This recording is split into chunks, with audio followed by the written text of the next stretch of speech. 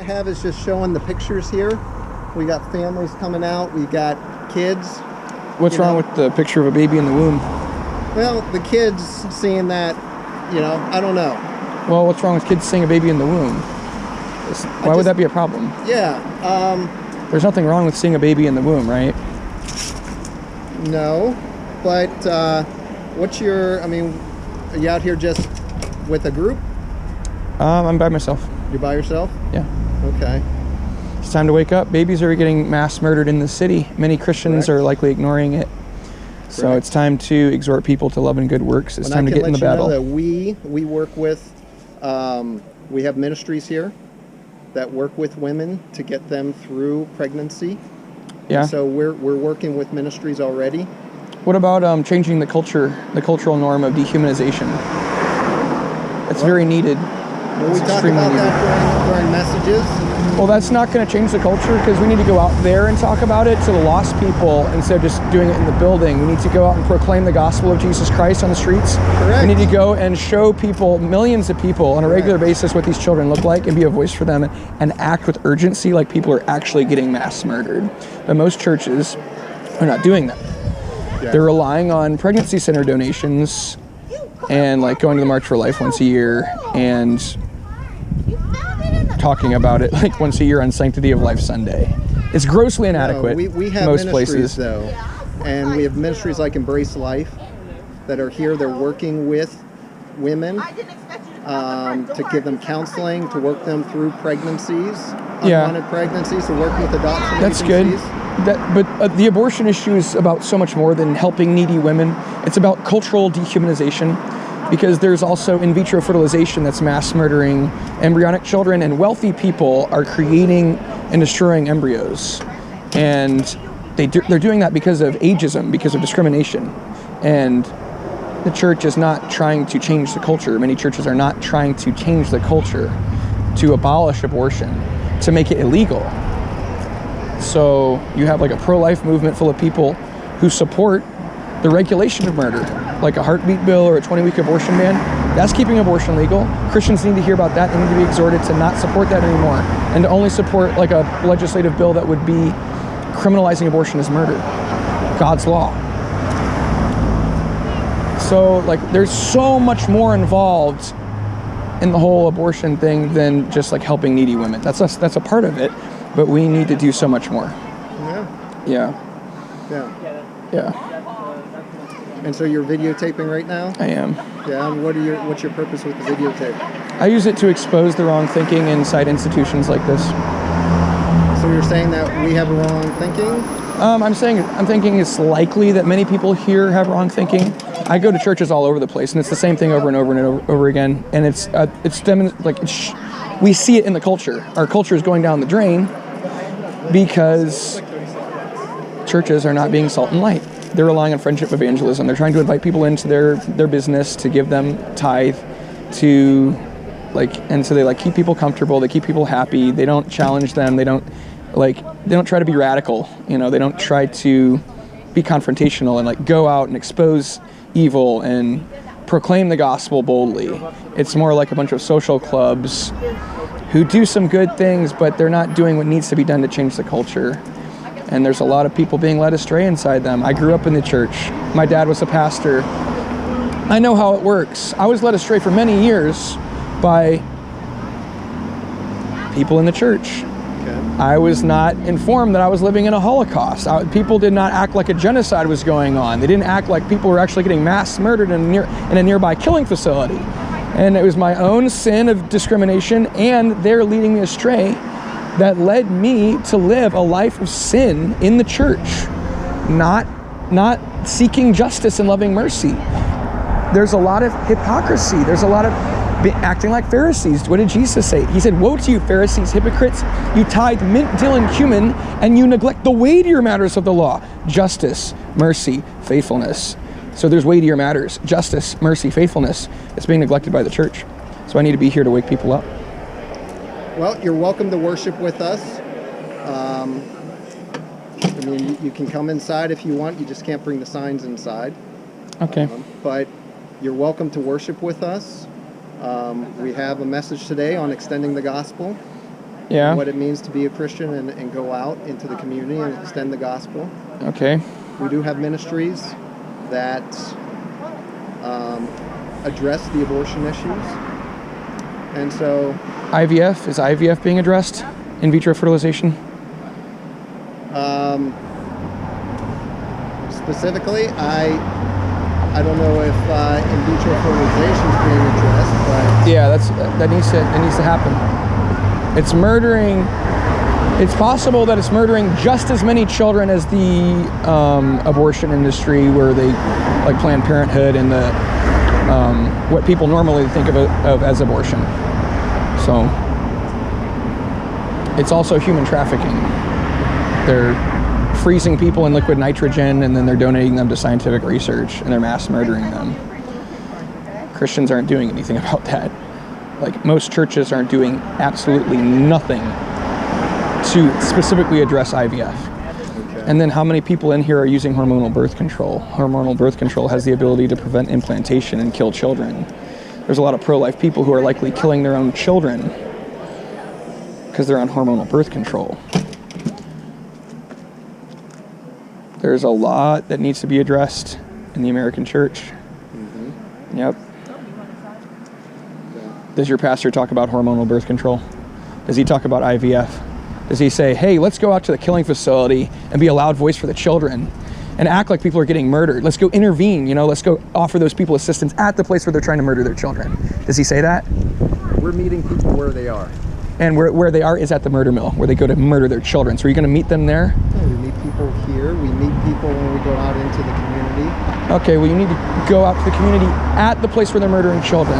That's appropriate, right? When we know when and where a mass killing incident is going to go down, we need to be there. We can't sleep in our beds on Saturday morning when they're mass murdering children. We know when and where it's going to happen, or we can do a quick Google search and find out when and where it's going to happen. The book of James says that pure and undefiled religion before God the Father is this: to visit orphans and widows in their affliction and to keep oneself unstained from the world. These orphans need these people to go visit them in their affliction, where they're being tortured to death. Hey, I'm Dennis. Hello, I'm Matt. Matt? Yep. I'm the pastor here. Okay. What brings you here this morning? Babies are getting mass murdered in this city, and many people are acting like it's no big deal. How many people at this church are going out to the killing facility to be a voice for the children? Are you exhorting people to do that? Are you saying, hey, babies are getting mass murdered in these mass killing incidents. We need to go to where they're being murdered to intervene, to be a voice for them? Do you know about our partnerships in the city? Well, he was telling me that, like, you help needy women, basically, right? I was telling about Bruce. So right down the street, there's the Women's Choice Network that partners with vulnerable women who are considering what to do. That's good. But that's not going to help the babies who are being taken into killing facilities when their moms don't go there. Like, we need to go to the killing facility to tell people about that place, right? And say, hey, don't go in there, go into this other place. Where is this killing facility? Well, there's Planned Parenthood. I don't live in this area, but I've been out to the killing center. It's I don't know the exact location, but I've been out there and I've done ministry there. There's also Planned Parenthood. If you do a Google search for Planned Parenthood, you'll find it. So there's at least 2 different places that mass murder children in this city, and we need to be there when it's happening. And we need to go out to, like, reach thousands of people on a regular basis with the truth, to show people what's happening, to show people what these children look like, to be a voice for them, to be visible for them, because they don't have a voice and they're not visible. We need to change the culture. We have a lot of churches who are relying on helping needy women in pregnancy centers, and that's a good thing, but we need so much more than that, because abortion is about more than just needy women. There's the whole issue of IVF. In vitro fertilization is mass murdering embryonic people, and that's because of wealthy people who are creating new children and they don't want them anymore, and they throw them in the trash or they donate them to scientific research. So we need to address that by addressing the cultural norm of dehumanization and saying these children have the same value as anybody else because they're created in the image of God. But that's not being proclaimed on the streets. That's not being put out there. It's I guess I'm just confused why you came to a friendly place who shares your belief. I don't know if this place shares my belief. If all you're doing is working with pregnancy centers or in ministries that help women, I believe we need a lot more than that. Okay. Yeah. Let's have a conversation over a cup of coffee. We can do that. Okay. Yeah. Can I have your contact information? Yeah. I can give you my number right now.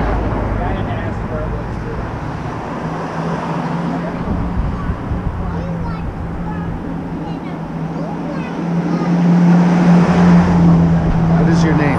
My name is Matt What's your last name, Matt? Wiersema. It's Wiersema.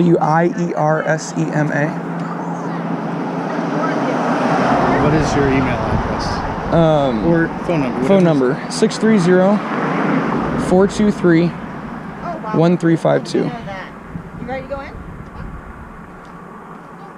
Okay. Come on, hurry, oh.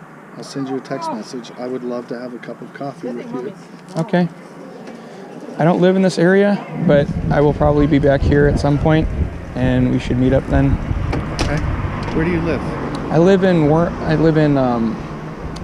Alexandria, Virginia. Have you done this at all the churches there? Yes, What is their reaction? in that area. I've done this at churches all over the place. Most churches, they get offended. A lot of people get offended. Some people aren't offended. Some people are like, oh yeah, I'll take your literature. Yeah, babies need my help. It's usually the leadership of places that has a problem with what I'm doing, and yeah, they don't like the imagery. Sometimes I show like graphic imagery outside of churches to display like what's actually going on, to wake people up, because abortion can become like this kind of abstract thing. It's just like, oh, this bad thing. Well, I want to show people like the brutal reality of it, like really bring it down to earth, and like real people are getting mass murdered. And I need to act with urgency against that. So I like go to religious institutions, churches, and I act like people are getting murdered. So I use a methodology that demonstrates the urgency of the situation.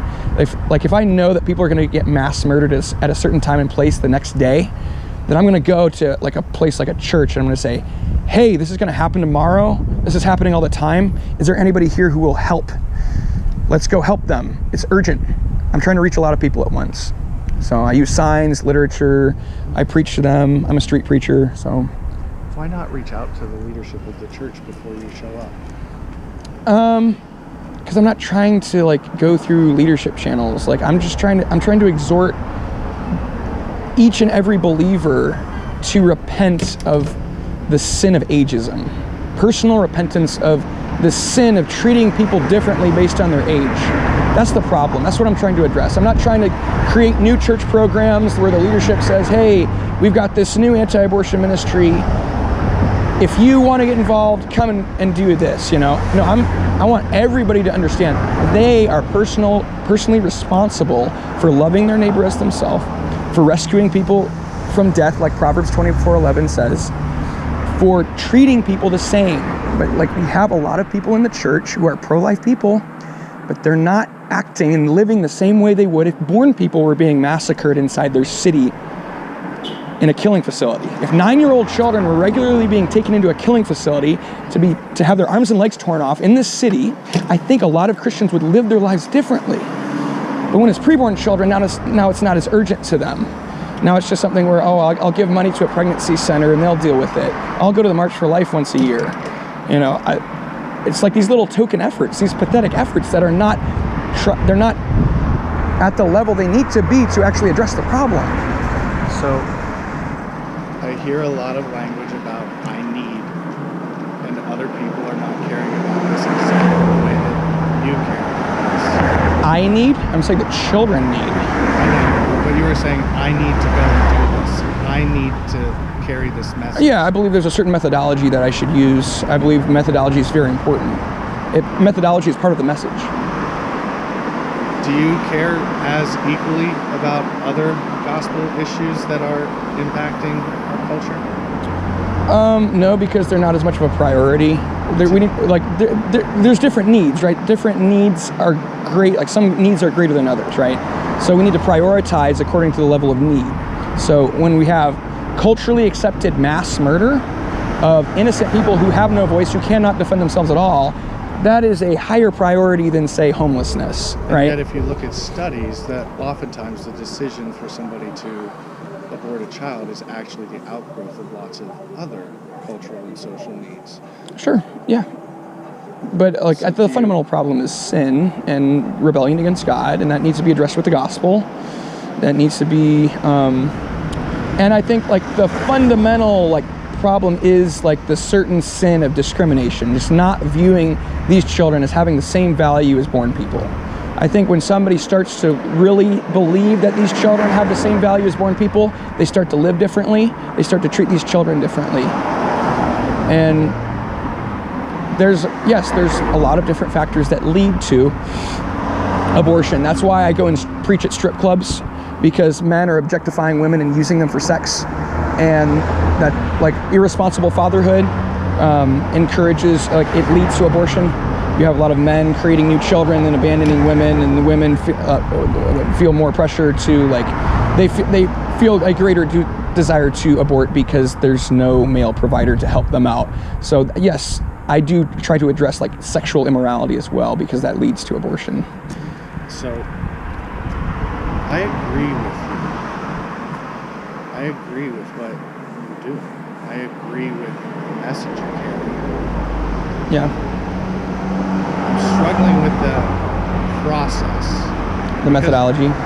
More in the sense that, like, as the pastor of this church, who's been here for 15 years, trying to relationally engage with the people and see the needs that they have and care well for them, is hopefully people are coming this morning and walking up this street to attend church, to participate in worship, to hear about the gospel.